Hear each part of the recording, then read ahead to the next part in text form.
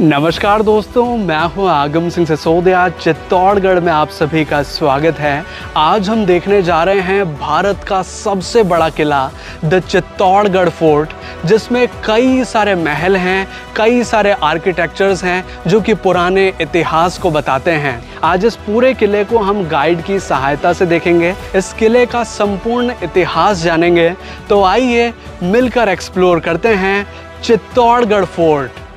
चित्तौड़गढ़, जिसका पुराना नाम चित्रकूट हुआ करता था, इसका निर्माण सर्वप्रथम सम्राट चित्रांगद मौर्य द्वारा करवाया गया था। सम्राट ने अपने नाम से ही इस दुर्ग का नाम चित्रकूट रखा था, लेकिन बाद में इसका नाम बदलकर चित्तौड़गढ़ रख दिया गया है। यह किला ज़मीन से लगभग 180 मीटर की ऊंचाई पर बना हुआ है और लगभग 700 एकड़ में फैला हुआ है। इस किले में देखने लायक बहुत कुछ है और इस दुर्ग को 2013 में वर्ल्ड हेरिटेज में शामिल किया गया है। अपने लंबे इतिहास में इस किले पर 3 बड़े आक्रमण हुए हैं।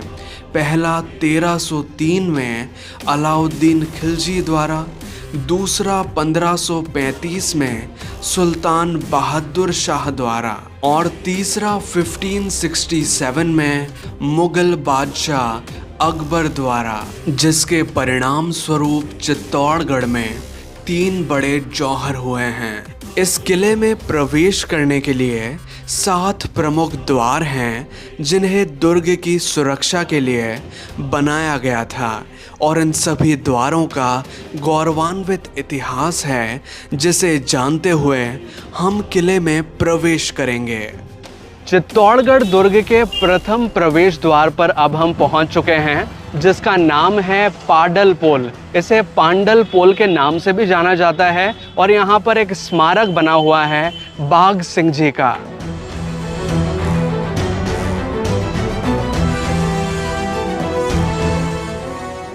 इस प्रथम द्वार का इतिहास मैं आपको बताना चाहूँगा। जब चित्तौड़ दुर्ग पर दूसरी बार अटैक हुआ था 1534 में गुजरात के सुल्तान बहादुर शाह द्वारा, तो उस दौरान यहाँ पर बाघ सिंह जी ने उनकी सेना के साथ लोहा लिया और यहाँ पर वीर गति को प्राप्त हुए।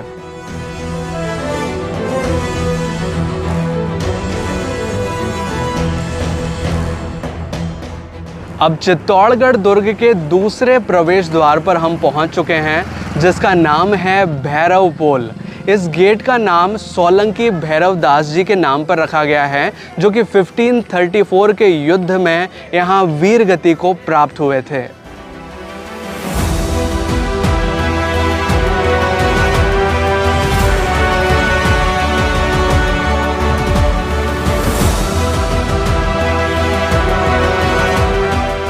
चित्तौड़गढ़ दुर्ग में 3 प्रमुख आक्रमण हुए हैं मुगलों द्वारा।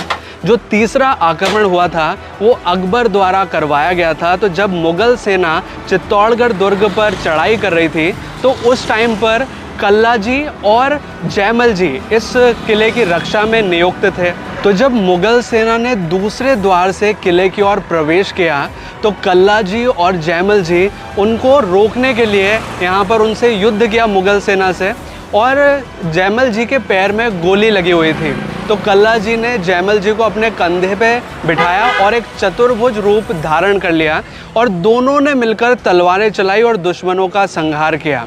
लेकिन जब जयमल जी का घाव थोड़ा ज़्यादा बढ़ गया और कल्ला जी उनका ट्रीटमेंट करने के लिए नीचे उतरे, तो दुश्मन के एक सिपाही ने कल्ला जी का सिर यहाँ पर काट दिया और कल्ला जी यहाँ पर वीर गति को प्राप्त हुए।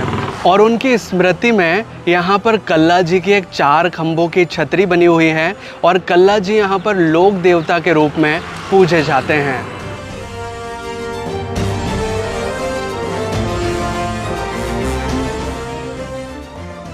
कल्ला जी की छतरी के साथ साथ यहाँ पास में ही बनी हुई है जयमल जी राठौड़ की छतरी, क्योंकि वो भी यहाँ पर उस युद्ध में वीर गति को प्राप्त हुए थे।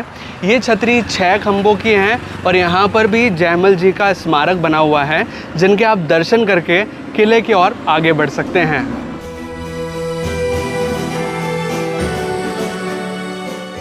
अब दुर्ग के तीसरे प्रवेश द्वार पर हम पहुंच चुके हैं, जिसका नाम है हनुमान पोल। यहाँ पर हनुमान जी का एक प्राचीन मंदिर बना हुआ है।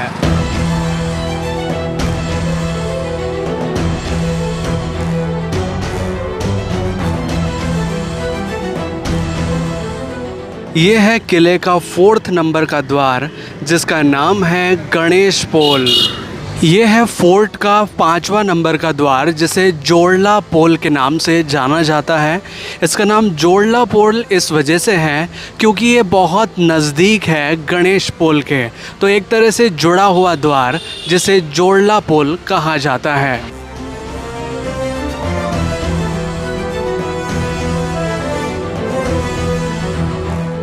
ये है दुर्ग का 6ठे नंबर का द्वार, जिसका नाम है लक्ष्मण पोल।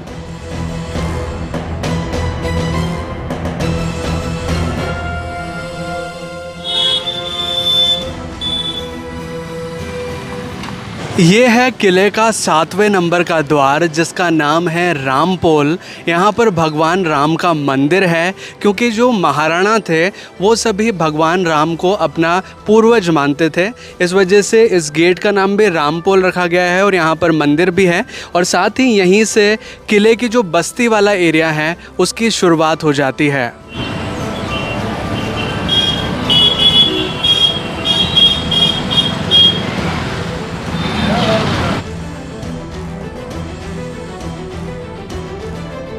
सातवें गेट से प्रवेश होते ही हमें पत्ता जी का स्मारक भी नज़र आता है, क्योंकि 1567 के युद्ध में जयमल जी, कल्ला जी और पत्ता जी तीनों यहाँ पर वीर गति को प्राप्त हुए थे। 2 के समाधि स्थल हमने नीचे की ओर देखे। जब 7वें गेट से हम प्रवेश होते हैं तो पत्ता जी का जो स्मारक है वो नज़र आता है।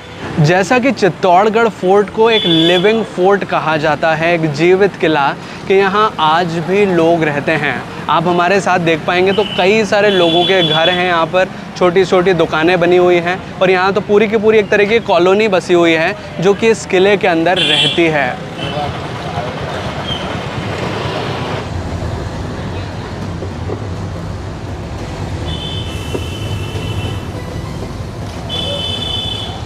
चित्तौड़गढ़ फोर्ट में अब हम टिकट काउंटर के पास में पहुंच चुके हैं।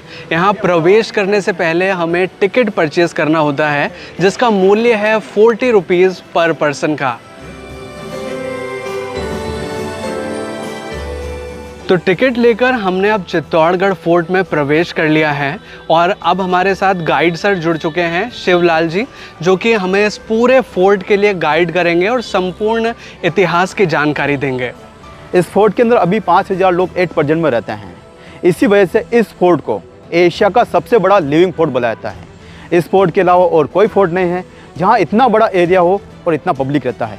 फोर्ट के अंदर जो आर्कियोलॉजिकल सर्वे ऑफ इंडिया के द्वारा काउंटेड है वह है 113 मंदिर, उसके अलावा 108 शिवलिंग और 84 पानी के तालाब बने हुए हैं। 84 वाटर टैंक भी है इस पूरे फोर्ट के अंदर। फर्स्ट पॉइंट पर आए हैं, इसको बोला जाता है महाराणा कुंभा पैलेस। इस पैलेस का जो निर्माण हुआ था वह निर्माण हुआ था 8वीं शताब्दी के अंदर। 8th सेंचुरी में बप्पा रावल के द्वारा इसका निर्माण हुआ था। कुंभा पैलेस के अंदर अब हमने प्रवेश कर लिया है। कुंभा पैलेस के अंदर 2 पोर्शंस किए गए थे, एक जनाना पोर्शन, एक मर्दाना पोर्शन। अभी जिस पोर्शन में हम पहुंचे हैं इसे जनाना पोर्शन कहा जाता है, जिसे लेडीज़ कंपार्टमेंट के नाम से भी जाना जाता है। यहाँ पर रानियाँ और जो महिलाएं हुआ करती थी वो रहा करती थी। ये जैसे महल जो बने हुए हैं ये सभी रानियों के महल हुआ करते थे।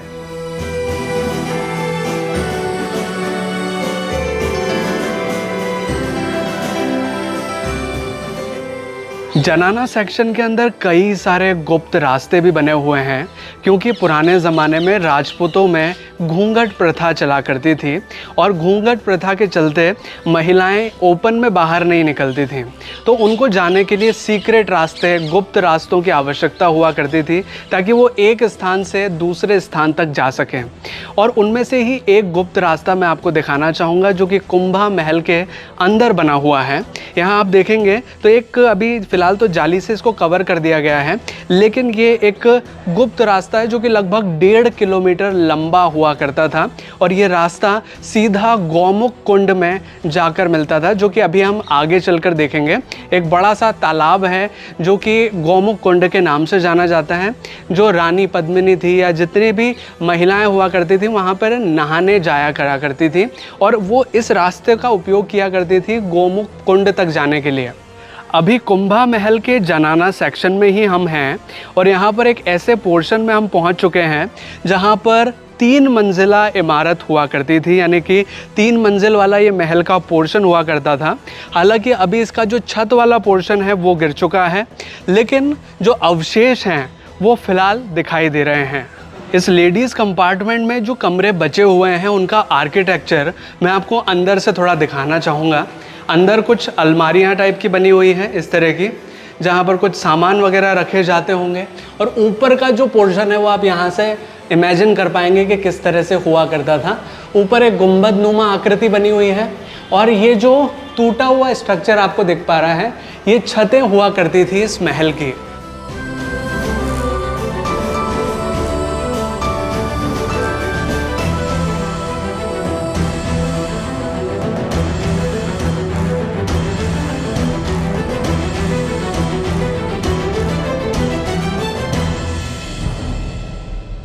जैसे अभी लेट प्रेजेंट के अंदर अटैच होते हैं लेट बाथ, तो ये कल्चर अभी का नहीं है, ये पुराना ही है। ये वाला पहले कल्चर महलों के अंदर हुआ करता था, एट प्रेजेंट में हर घर के अंदर मिल जाएगा। तो ये जो जनाना पार्ट था इसी के अटैच में लेट बाथ हुआ करते थे। और ये जो लेट बाथ वाला एरिया है मैं आपको थोड़ा दिखाना भी चाहूँगा कि यहाँ अंदर की साइड किस तरह से जो टॉयलेट एरिया है वो बना हुआ करता था।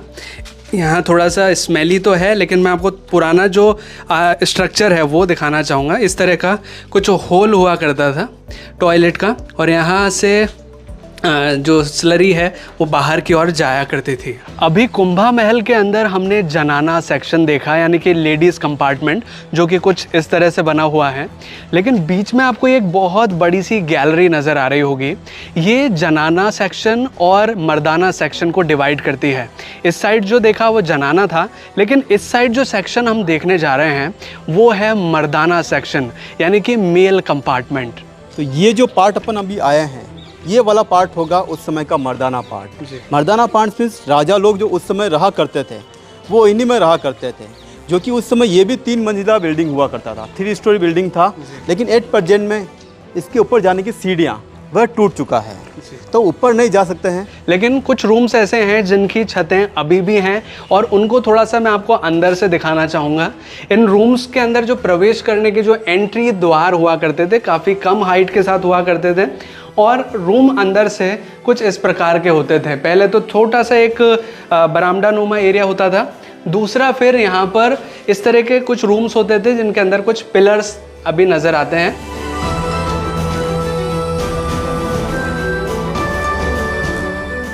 मर्दाना सेक्शन से अब हम नीचे की ओर आ चुके हैं और यहाँ पर नज़र आ रहे हैं सर्वेंट क्वार्टर्स। ये जो आप मेरे साथ बहुत सारे रिमेन्स देख रहे हैं, ये पुराने जो अवशेष नज़र आ रहे हैं, ये सभी सर्वेंट क्वार्टर्स हुआ करते थे। जो वर्कर्स थे वो यहाँ पर रहा करते थे।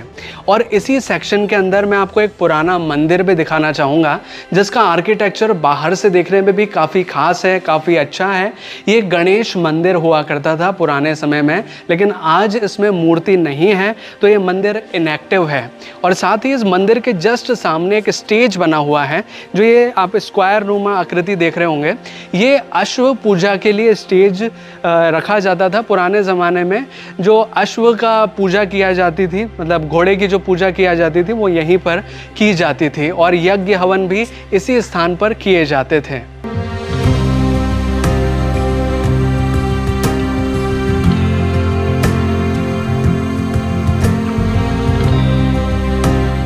ये अपन जिस पार्ट में आए हैं ये पैलेस होगा कुंवर पैलेस और सेकंड नाम इसका है मीरा पैलेस। ये मीरा पैलेस और कुंवर पैलेस दोनों नाम से जाना जाता है। संत मीराबाई भी इसी पार्ट में रहा करती थी। जब सेकंड जोर हो चुका था तो यहाँ की राजगद्दी पर बैठे हुए थे उस समय विक्रमादित्य और उनके छोटे भाई थे उदय सिंह जी। एक नाइट को जब विक्रमादित्य मर्दाना पार्ट के अंदर सो रहे थे तो एक दासी पुत्र था जिनका नाम था बनवीर। बनवीर यह चाहता था कि मैं यहाँ की राजगद्दी पर बैठ जाऊँ, क्योंकि विक्रमादित्य और उदय सिंह जी दोनों ही छोटे हैं और दोनों एबल नहीं हैं राजगद्दी के। और बनवीर दासी पुत्र था बनवीर, जो ये चाहता था कि मैं यहाँ की राजगद्दी बैठ जाऊँ।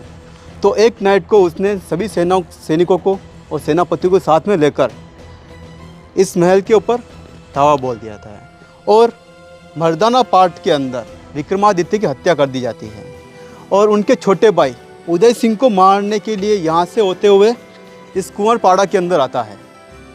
ये सामने आपको दिखाई दिया जाएगा, 3 मंजिला बिल्डिंग दिखाई दिया जाएगा। यहीं पर उदय सिंह जी सो रहे थे, लेकिन यहाँ पर एक दासी थी जिनका नाम था पन्ना दाई।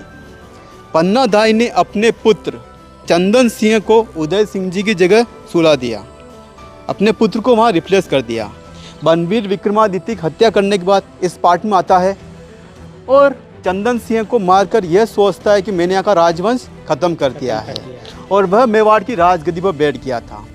पन्ना दाई उस फूलों की टोकरी को जिसमें उन्होंने उदय सिंह जी को छुपाया हुआ था, उसको लेकर यहाँ से सेफली, ये जो आपको एक टनल दिखाई दिया जाएगा, यहाँ से देखेंगे ये गुप्त रास्ता जो दिखाई दिया जाएगा, ये रास्ता मेवाड़ की सीमाओं से बाहर निकलता है।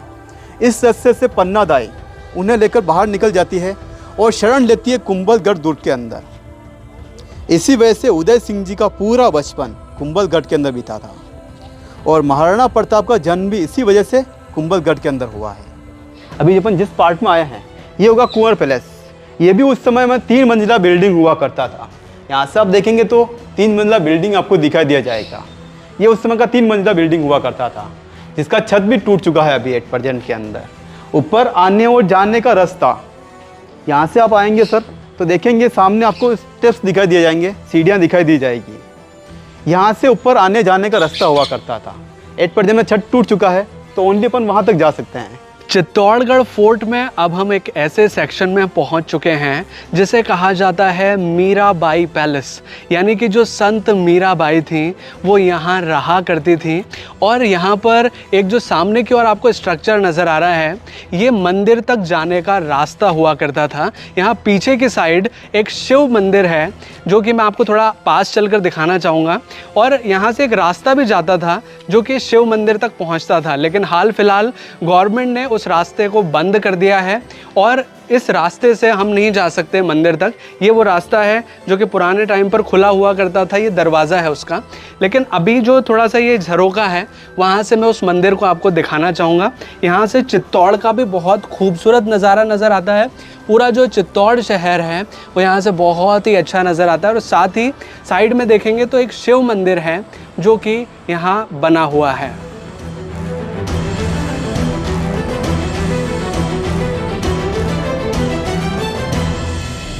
अभी जो हमने कुंभा पैलेस देखा उसका मेन एंट्रेंस गेट ये वाला हुआ करता था, जिसे त्रिपोलिया गेट के नाम से जाना जाता है।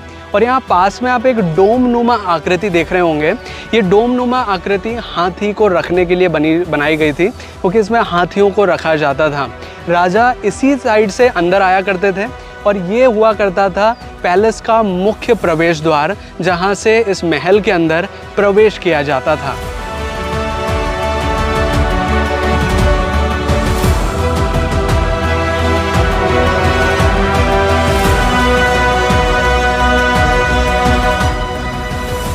एट प्रेजेंट यहाँ पर लाइट एंड साउंड शो भी होता है, जिसकी जानकारी थोड़ा सा गाइड सर से जानते हैं। अभी यहाँ पहुँचे अपन, यहीं पर लाइट एंड साउंड का सिस्टम चलता है। टूरिस्ट लोग शाम के समय में सामने चेयर्स दिखाई दिया जाएगा, यहाँ बैठते हैं और इस पूरे पैलेस के ऊपर लाइटिंग चलता है। और जो हिस्ट्री है वह शॉर्ट ट्रूप के अंदर 45 मिनट के अंदर आपको पूरा जानकारी दे दिया जाता है। लाइट एंड साउंड शो के टाइमिंग को मैं थोड़ा सा क्लियर करना चाहूँगा। टाइमिंग का कुछ एग्जैक्ट नहीं है, सर्दियों और गर्मियों में इसके टाइमिंग थोड़े से चेंज होते रहते हैं। जब अंधेरा हो जाता है तब यहाँ पर लाइट एंड साउंड शो होता है और इसका टिकट चार्ज होता है 177 रुपीज़ पर पर्सन का।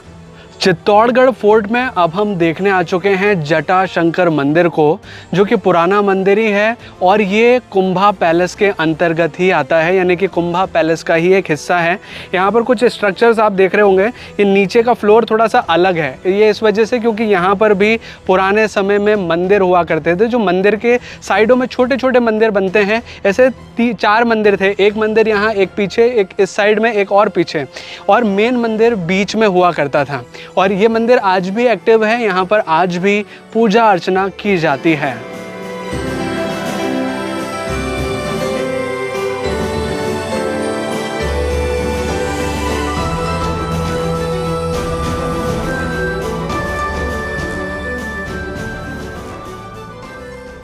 चित्तौड़गढ़ फोर्ट में अब हम देखने आ चुके हैं जौहर कुंड को, जहां पर रानियां जौहर किया करती थी। इसे जौहर स्थल भी कहा जाता है। ये जो आप मेरे पीछे द्वार देख पा रहे हैं, इसे उत्तरी जौहर द्वार कहा जाता है। जब रानियां जौहर के लिए आया करती थी तो वो इसी द्वार से अंदर की ओर आया करती थी और फिर नीचे उतरकर वो आती थी इस सती टेम्पल में पूजा करने। जब उनकी पूजा अर्चना हो जाया करती थी तो यहाँ पर ये जो पूरा घास का मैदान अभी आपको दिख रहा है, ये पुराने समय में यहाँ पर एक बहुत बड़ा सा गड्ढा हुआ करता था, 30 से 40 फीट का गहरी एक तरह का कुंड नुमा यहाँ पर बना हुआ था, जिसे जौहर कुंड के नाम से जाना जाता है। आज तो इस पूरे एरिया को फिल कर दिया गया है और इसके ऊपर घास उगी हुई है, लेकिन पुराने टाइम पर यहाँ पर बहुत गहरा गड्ढा हुआ करता था जिसमें आग जलाई जाती थी। और ये जो एरिया अभी आप देख पा रहे हैं, ये जो दीवार जैसा बना हुआ है, यहीं पर सभी रानियाँ, सभी महिलाएं इकट्ठा होकर यहीं इस कुंड में कूद जाया करती थी, जिसे कहा जाता है जौहर। इस जगह पर 3 बार जोहर हुआ है। पहला हुआ है पद्मनी का जोहर 1303 में, अलाउद्दीन खिलजी ने अटैक किया था, तो फर्स्ट जोहर हुआ था पद्मनी का। सेकंड जोहर यहाँ पर हुआ था कर्णावती का 1535 के अंदर, 1535 के अंदर। और तीसरा जोहर यहाँ पर हुआ था फूल कंवर का। इस प्रकार से 3 बार जोहर हुए हैं। जब जोहर होते थे उस समय यहाँ पर जोहर हुए थे, तो एएसआई ने जब इसकी खुदाई करवाई तो देखा कि बहुत सारी राख की परतें, हड्डियाँ निकली। उसी से मालूम हुआ कि यहाँ पर जोहर हुए हैं। गहने वगैरह सभी चीज़ यहाँ पर निकले थे उस समय। उसी से ये डिफाइन हुआ, ये बिलीव किया जा सकता है कि जोहर यहाँ पर हुए थे। जौहर कुंड के बीच में ही यहाँ पर एक हवन कुंड बनाया गया है। यहाँ पर राज परिवार के जो मेंबर्स हैं वो साल में एक बार आते हैं और यहाँ हवन करते हैं। जो चैत्र मास की एकादशी आती है उस दिन सामने हवन कुंड दिखा दिया जाएगा, यहाँ पर हवन करते हैं। जिन्होंने जोहर किया है उनकी आत्मा की शांति के लिए।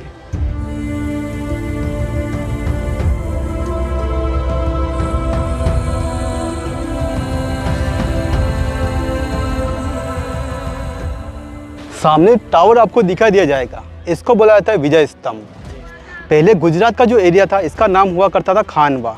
मध्य प्रदेश का जो एरिया है इसका नाम हुआ करता था मालवा।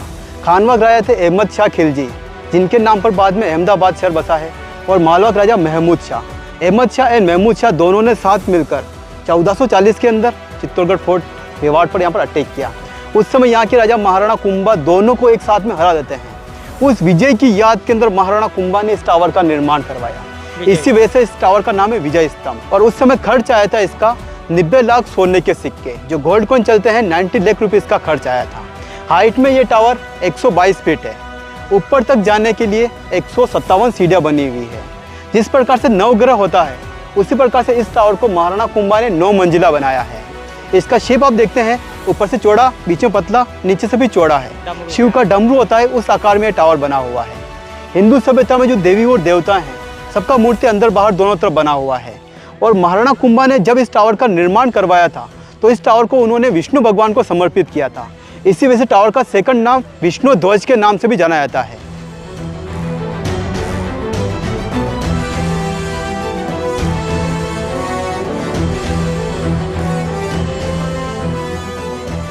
अपना नेक्स्ट पॉइंट जो आया है ये होगा कुंभ श्याम टेम्पल।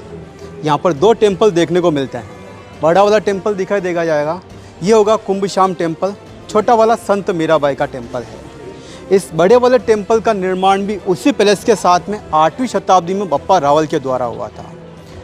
बप्पा रावल ने इस टेम्पल के अंदर विष्णु भगवान का मूर्ति स्थापित किया था। विष्णु जी का तीसरा अवतार होता है वराह अवतार, उसका मूर्ति टेम्पल में स्थापित किया गया। टेम्पल के जस्ट सामने छोटा छतरी बनाया गया। विष्णु जी के वाहन होते हैं गरुड़ भगवान, उनका मूर्ति स्थापित किया गया जो काले कलर के पत्थर में अभी दिखाई दिया जाएगा। अलाउद्दीन खिलजी ने अटैक किया 1303 के अंदर पद्मनी को हासिल करने के लिए, लेकिन वह रानी पद्मनी को हासिल नहीं कर पाता है क्योंकि रानी पद्मनी अलाउद्दीन खिलजी के फोर्ट के अंदर आने से पहले ही जौहर कर लेती है, तो वह हासिल नहीं कर पाता है और बौखला जाता है। तो फोर्ट में जितना भी टेम्पल था सभी टेम्पल का सभी मूर्ति खंडित करवाया। जैसा आप बाहर से देखेंगे हर मूर्ति खंडित दिखाई दिया जाएगा।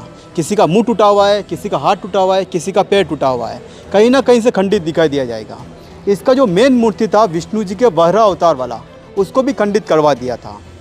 हिंदू सभ्यता में खंडित मूर्ति की पूजा नहीं होता है, इसी वजह से 1303 के बाद 100 सालों तक इस टेम्पल में पूजा अर्चना नहीं हुआ। लेकिन जब यहाँ की राजगद्दी पर बैठे महाराणा कुंभा 1433 के अंदर 1433 के अंदर, तब उन्होंने इस टेम्पल को रिपेयर करवाया। खंडित मूर्ति को हटाया गया, नया मूर्ति स्थापित करवाया राधा कृष्ण और बलराम का। अभी अपन देखेंगे तो इसके अंदर राधा कृष्ण बलराम का मूर्ति स्थापित है। और कुंभा ने अपने नाम के ऊपर टेम्पल का नाम रखा कुंभ श्याम। कुंभ मीन्स महाराणा कुंभा, श्याम मीन्स कृष्ण, दोनों ही नाम को जोड़कर टेम्पल का नाम रखा गया कुंभ श्याम। फोर्ट का सबसे बड़ा सबसे पुराना वाला टेम्पल यही वाला है। ऊपर से आगे का हिस्सा देखते हैं तो गुजरात के सोमनाथ की तरह दिखाई दिया जाता है, और बैक साइड का हिस्सा देखते हैं पूरी जगन्नाथ की तरह दिखाई दिया जाता है। दोनों ही सभ्यताओं का मिश्रित रूप आपको एक ही टेम्पल में दिखाई दिया जाएगा। देन ये छोटा टेम्पल दिखाई दिया जा रहा है, ये होगा संत मीराबाई का टेम्पल। ये वही स्थान है जहाँ पर मीराबाई को जहर का कटोरा पीने के लिए दिया गया था और वो जहर अमृत के अंदर परिवर्तित हो गया था, क्योंकि यहीं पर मीराबाई भगवान श्री कृष्ण की भक्ति किया करती थी और भगवान श्री कृष्ण की भक्ति के स्वरूप वो जहर भी अमृत में परिवर्तित हो गया था। संत मीराबाई के गुरु थे रविदास जी, जिनको रेदास के नाम से जाना जाता है। तो वह जो बिलोंग करते थे काशी से। तो संत मीराबाई अपने आराध्य श्री कृष्ण की भक्ति करने से पहले अपने गुरु के चरणों की पूजा किया करते थे। तो संत मीराबाई के गुरु रविदास जी की चरण पादुका यहाँ रखी हुई है। इसके ऊपर यहाँ से जो मेन चीज़ देखने का होता है वो होता है छत के अंदर। टॉप छत में आप देखेंगे ऐसा आर्ट आपको दिखाई दिया जाएगा, जिसके अंदर एक मुँह, 2 हाथ, 5 शरीर, 10 पैर दिखाई दिए जाएंगे। जैसा अपना बॉडी बना होता है पंच तत्व से, जल, अग्नि, वायु, प्रकाश, मिट्टी, इसमें दर्शाया हुआ है मुंह एक है, बॉडी पंच तत्व से बना हुआ है। ऐसा आर्ट 3 जगह बना हुआ है, देलवाड़ा जैन मंदिर, रणकपुर जैन मंदिर एंड चित्तौड़गढ़ फोर्ट। 3 जगह पर ये वाला आर्ट दिखाई दिया जाएगा।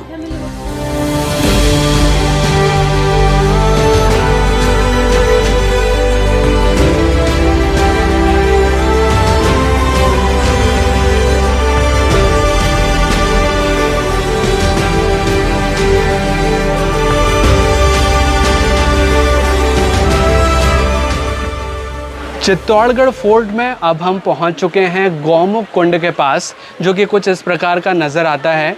ये तालाब आपने कई बार देखा होगा, क्योंकि जब भी चित्तौड़गढ़ फोर्ट का जिक्र होता है या फिर उसके पिक्चर्स हम देखते हैं तो मेनली यही इसी तालाब का सीन आता है, जिसमें पीछे की ओर विजय स्तंभ भी दिखाई देता है।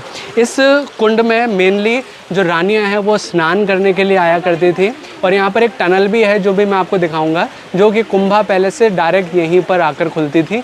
वो टनल मैं आपको दिखाऊंगा, लेकिन इससे पहले मैं दिखाना चाहूँगा आपको गौमुख, क्योंकि वहाँ से हमेशा पानी आता रहता है। जब रानियां यहाँ पर आती थी तो एक साइड से तो वो यहाँ पर स्नान करती थी और एक गौमुख पर वो भगवान शिव की पूजा अर्चना किया करती थी। तो गौमुख को थोड़ा पास से देखने की कोशिश करेंगे यहाँ से।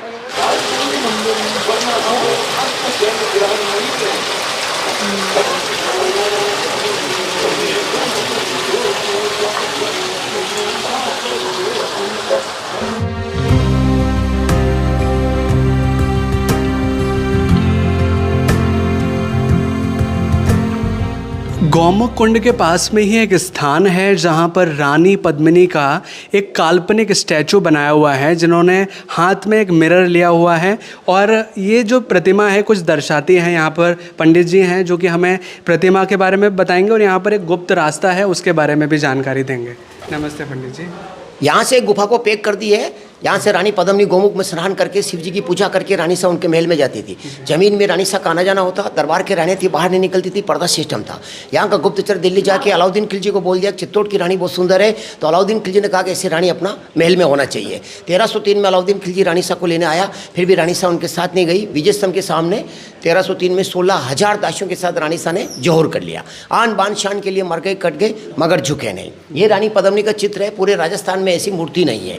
ये देवी कांच में देख रही है और मुंह पे उंगली लगा के विचार कर रही है भगवान से, अगर ऊपर वाले मेरे को इतनी सुंदर नहीं बना था तो आज ये किला बर्बाद नहीं होता और इसको जौहर नहीं करना पड़ता। मेन झगड़ा हुआ, युद्ध हुआ इस किले के ऊपर रानी पद्मिनी की सुंदरता की वजह से हुआ है। विजय स्तंभ के सामने रानी ने जौहर कर लिया। अलाउद्दीन खिलजी को रानी मिली नहीं, उसकी हड्डियां मिली। फिर उसको गुस्सा आया, उसकी सेना को ऑर्डर दिया किले के ऊपर जितनी भी मूर्तियां हैं सारी मूर्तियों को तोड़ दिए। एक भी मूर्ति सलामत नहीं है। जो मूर्ति सलामत है उसकी पूजा होती है। और गोमुख कुंड का 1200 बरस से पानी चलता है। झरना जरे गोमुख को भरे नरवे नाथ की ठोड़, करोड़ करोड़ तपस्या करे छत पावे चित्तौड़गढ़। 500 फीट ऊंचाई पर अपन खड़े हैं, फिर भी इस किले के ऊपर 84 तालाब भरे रहते हैं। और गुफा को पैक कर दिया, जमीन के द्वारा ही देवी का आना जाना होता। ऐसी रानी की मूर्ति पूरे राजस्थान में नहीं है, एक ही रानी पद्मिनी है। मेन झगड़ा हुआ, युद्ध हुआ इस किले पे रानी पद्मिनी की सुंदरता की वजह से। और ये जो गुफा है ये डायरेक्ट वो ये जहाँ से 40 रुपए का टिकट मिलता है, कुंभा का महल, कुंभा का महल में से जमीन में देवी का आना जाना होता था। और गुफा को पैक कर दिया, उधर भी पैक कर दिया, इधर भी पैक कर दिया। और गोमुख का पानी कभी बंद नहीं होता है। 1200 वर्ष से गंगा जल चलता रहता है। चारों धाम करने के बावजूद गोमुख में स्नान करने पड़ते हैं जब चारों धाम पूरे होते हैं। और हम पुजारी यहाँ के बापा रावल के टेम के हमारा वंश चल रहा है। बापा रावल के टेम के हम पुजारी हैं। जी पंडित जी प्रणाम।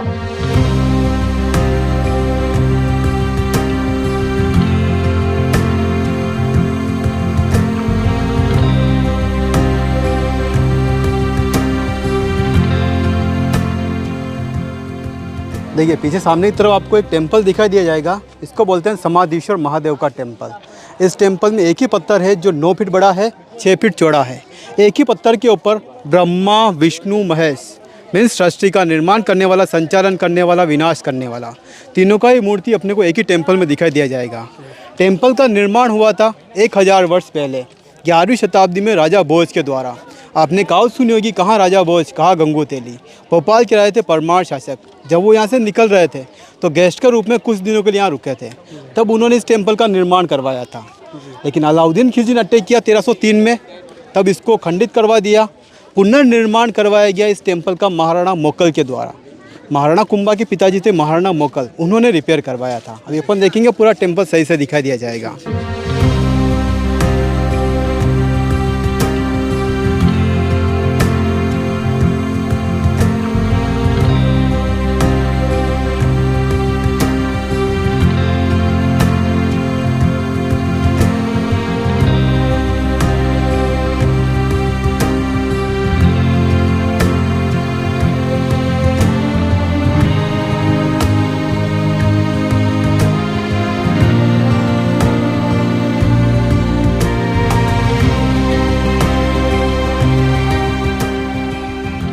देखिए सामने जो पैलेस दिखाई दिया जाएगा आपको, ये होगा जयमल जी और फतेह जी का महल, जहाँ पर जयमल जी और फतेह जी रहा करते थे। जब उदय सिंह जी यहाँ से गए थे तो उन्होंने जो फोर्ट दिया था, उनके जो सेनापति थे वो जयमल जी फतेह जी थे।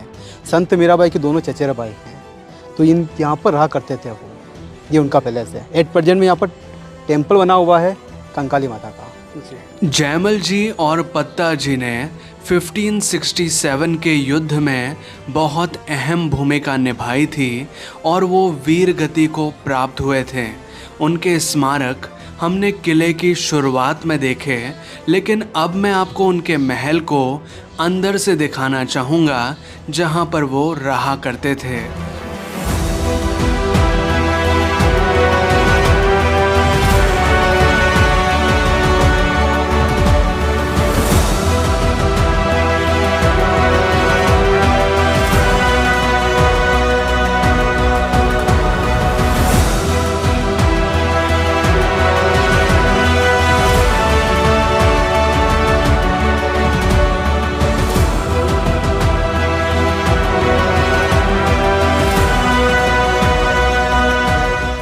इस महल के जो सामने तालाब नज़र आता है, इसका नाम है जयमल फत्ता तालाब।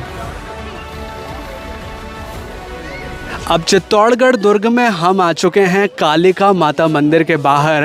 ये एक प्रसिद्ध मंदिर है चित्तौड़गढ़ का, लेकिन इसके इतिहास के बारे में अगर बात करें तो पुराने समय में यहाँ पर सूर्य मंदिर हुआ करता था, लेकिन जब अलाउद्दीन खिलजी ने यहाँ पर अटैक किया था तो उसने इस मंदिर को तोड़ दिया था। लेकिन बाद में महाराणा कुंभा ने यहाँ पर कालिका माता की स्थापना की, तब से मंदिर बहुत ज़्यादा प्रसिद्ध है और नवरात्रों में यहाँ पर श्रद्धालुओं की काफ़ी संख्या रहती है। जैसे कि अभी हम जिस टाइम यहाँ विजिट कर रहे हैं नवरात्रा ही चल रहे हैं, तो आप हमारे पीछे देख पाएंगे कई सारे श्रद्धालु यहाँ पर जमा हो चुके हैं।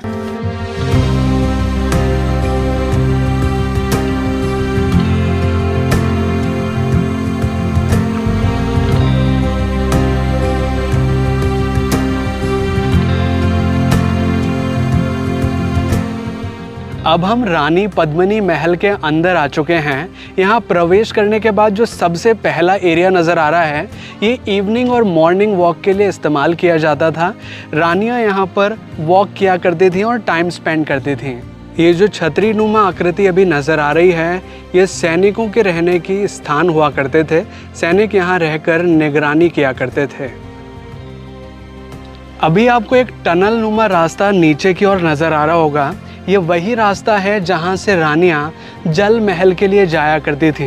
यहाँ नीचे जाने के बाद पानी का स्तर आ जाता है, वहाँ पर बोट खड़ी रहा करती थी और बोट में बैठकर रानियाँ जाती थी जल महल के लिए।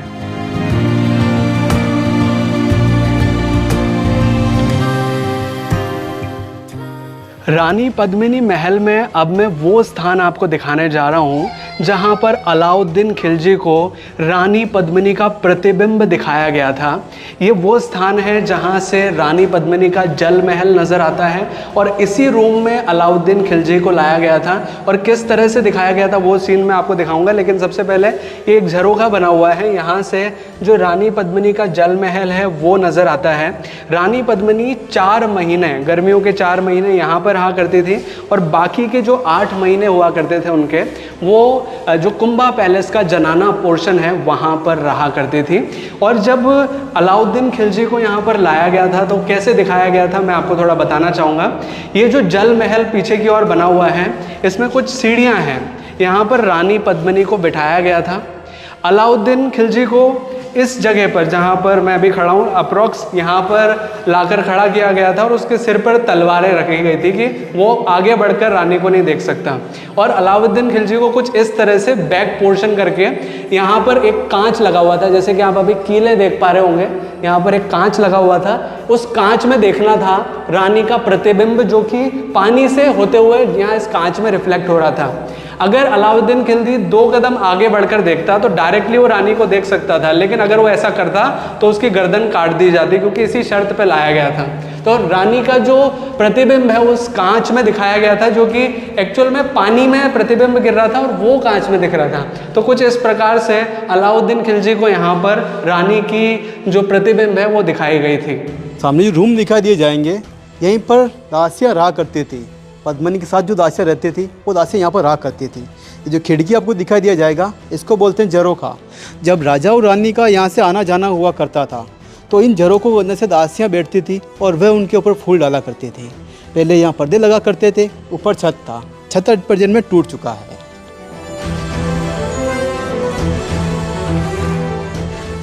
ये सामने की तरफ आप देखेंगे जो रूम दिखाई दिया जाएगा, ये उस समय का श्रृंगार room as a beauty parlour इस्तेमाल हुआ करता था और दासियों के लिए चेंजिंग रूम का इस्तेमाल भी इसी रूम के रूप में किया जाता था उस समय में।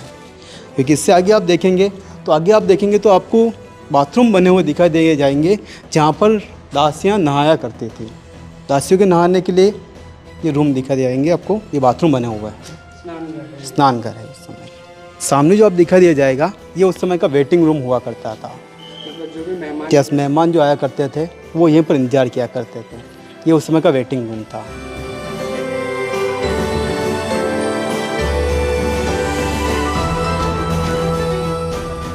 चित्तौड़गढ़ फोर्ट में अब हम देख रहे हैं भीमलत तालाब।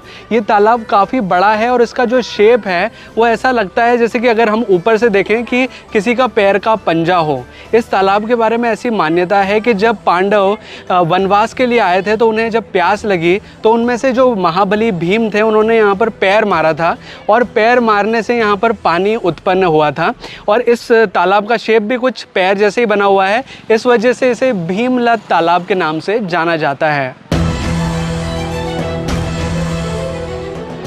अब किले के सूरज पोल गेट पर हम पहुंच चुके हैं, जो कि एक्चुअल में किले का फ्रंट साइड एरिया हुआ करता था। हमने जहां से किले के अंदर प्रवेश किया था एक्चुअल में उसे बैक साइड कहा जाता था। पुराने ज़माने में जब यहाँ राजा महाराजा रहते थे, जब महाराणा रहते थे, तो उस समय में इस वाले गेट को as a front side door use किया जाता था पूरे फोर्ट के लिए। वो वाला बैक साइड होता था, लेकिन आज रोड बन जाने की वजह से, उधर से सहूलियत होने की वजह से उसको फ्रंट साइड बना दिया गया है और इसे बैक साइड बना दिया गया है। इस एरिया में भी 7 गेट हुआ करते थे, जैसे कि हमने पहले देखे जहाँ से हम आए थे वहाँ 7 गेट थे, उसी तरह से यहाँ पर भी 7 गेट हुआ करते थे। लेकिन युद्ध की वजह से या समय की वजह से अब वो गेट सब ध्वस्त हो चुके हैं और सिर्फ ये सूरज पोल गेट ही रह गया है। इसे भी बाद में रिनोवेट कराया गया था महाराणा सज्जन सिंह जी द्वारा। और यहाँ से जो नीचे का नज़ारा है वो मैं आपको दिखाना चाहूँगा। उससे पहले दिखाऊँगा कि ये जो गेट है इसके ऊपर कुछ इस तरह के नुकीले नुकीले लगे होते हैं जिन्हें अंकुश कहा जाता है। पुराने ज़माने में हाथियों का इस्तेमाल किया जाता था इन बड़े दरवाज़ों को तोड़ने के लिए, ताकि दुश्मन की सेना अंदर की ओर आ सके। और हाथियों को रोकने के लिए इस तरह से ये जो भाले हैं ये अंकुश लगाए जाते थे, ताकि अगर हाथी इन पर टक्कर मारे तो हाथी मर जाए और ये दरवाज़ा ना टूटे। और अब ये जो एरिया आ चुका है, यहाँ से मैं आपको थोड़ा सा ओवरव्यू दिखाना चाहूँगा उन 7 गेटों का जो कि यहाँ पर बने हुए थे। उनके अवशेष आज भी नज़र आते हैं। जो पुराने गेट के अवशेष हैं उनमें से एक अवशेष आप यहाँ देख पाएंगे। ये जो 7वें नंबर का गेट है ये 6ठे नंबर का गेट हो सकता है। 7वें नंबर का तो सूरज पोल गेट जिससे हमने प्रवेश किया, ये 6th नंबर का गेट है। इसी तरह से और भी जो गेट्स हैं जिनके जैसे 5वां नंबर गेट, 4था नंबर गेट, वो नीचे की साइड बने हुए हैं।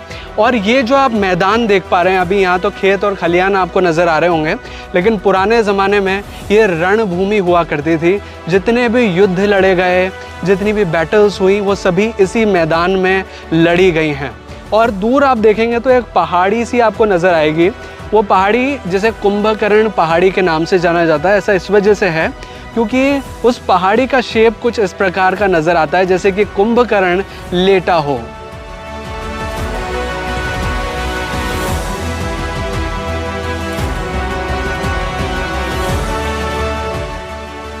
चित्तौड़ दुर्ग में अब हम आ चुके हैं कीर्ति स्तंभ को देखने, जो कि 7 मंजिला इमारत है और इसको बनवाया था 12वीं शताब्दी में। इसके बारे में थोड़ी और डिटेल जानकारी जानते हैं गाइड सर के साथ। पहले जो राजा लोग थे, राजाओं के जो खजाना था उसकी देख रेख करते थे दिगंबर जैन। जैसे आज होते हैं सीए, होते हैं चार्टर्ड अकाउंटेंट, राजाओं के सीए उस समय दिगंबर जैन थे। तो 12वीं शताब्दी में यहाँ पर उनका एक लीडर था जिसका नाम था जीजा जैन। उन्होंने फेमस होने के लिए इस टावर का निर्माण करवाया, इसलिए इसको बोला जाता है दिगंबर जैन कीर्ति स्तंभ टावर। हाइट में ये 75 फीट है, 75 फीट इसकी हाइट है। ऊपर जाने के लिए 90 सीढ़ियाँ बनी हुई है। 90 स्टेप्स। यस। और 7 मंजिला ये वाला टावर है।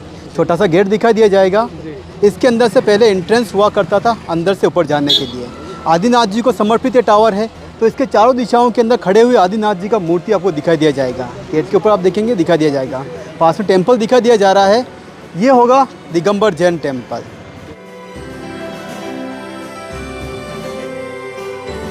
अभी हमारे पीछे आप एक महल देख पा रहे होंगे, इसका नाम है फतेह प्रकाश पैलेस, जो कि महाराणा फतेह सिंह जी ने इसका निर्माण करवाया था। जब महाराणा फतेह सिंह जी शिकार खेलने आया करते थे तो वो यहीं पर रुका करते थे। ये एक तरह का गेस्ट हाउस था। लेकिन आज इस महल को म्यूज़ियम के अंदर तब्दील कर दिया गया है और इस म्यूज़ियम के अंदर कई सारे ऐतिहासिक अस्त्र शस्त्र, पुरानी पोशाकें, ये सभी संग्रहित करके रखी हुई हैं जिन्हें हम देख सकते हैं। म्यूज़ियम को देखने का टिकट लगता है 10 रुपीज़ पर पर्सन का, लेकिन इस म्यूज़ियम को देखना काफ़ी वर्थ इट है क्योंकि पुराने अस्त्र शस्त्र, कई सारे हथियार और कई सारी ऐसी ऐतिहासिक चीज़ें यहाँ देखने मिलती हैं जो कि वाकई में हमें एक्साइटमेंट से भर देती हैं। और इसी के पास में आप देखेंगे तो कई सारे आपको छोटे छोटे मंदिर नज़र आ रहे होंगे। ये सभी हैं श्वेतांबर जैन मंदिर। यहाँ पर 27 जैन मंदिर बने हुए हैं, छोटे बड़े मिलाकर के, जहाँ पर भी आप दर्शन करने जा सकते हैं। किले में एक तोप खाना भी बना हुआ है जहाँ पर पुराने ज़माने में उपयोग की जाने वाली कई सारी तोपें संग्रहित करके रखी हुई हैं, जिन्हें भी आप यहाँ देख सकते हैं। वाकई में चित्तौड़गढ़ दुर्ग बहुत बड़ा है, इस वजह से इसे कहा जाता है गढ़ों में गढ़ चित्तौड़गढ़, बाकी सब गढ़ैया।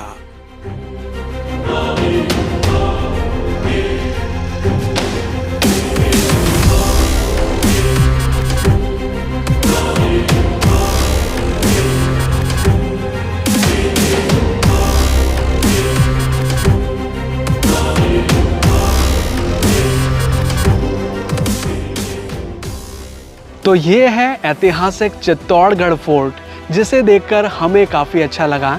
आपको ये अनुभव कैसा लगा कमेंट करके ज़रूर बताइएगा। अगर आपको ये वीडियो अच्छा लगा है तो प्लीज़ वीडियो को लाइक कीजिएगा, इसे शेयर ज़रूर कीजिएगा अपने दोस्तों और अपने फैमिली मेम्बर्स के साथ। और अगर आपने चैनल अभी तक सब्सक्राइब नहीं किया है तो प्लीज़ चैनल को सब्सक्राइब कीजिए, बेल आइकन को दबाकर ऑल पे प्रेस कीजिए ताकि इसी तरह के वीडियो नोटिफिकेशंस आपको आगे भी मिलते रहें। और अगर आप चाहें तो मुझे इंस्टाग्राम पे भी फॉलो कर सकते हैं। मेरा इंस्टाग्राम आईडी है आगम सिंह सिसोदिया, जिसका लिंक हमने डिस्क्रिप्शन में भी दिया हुआ है।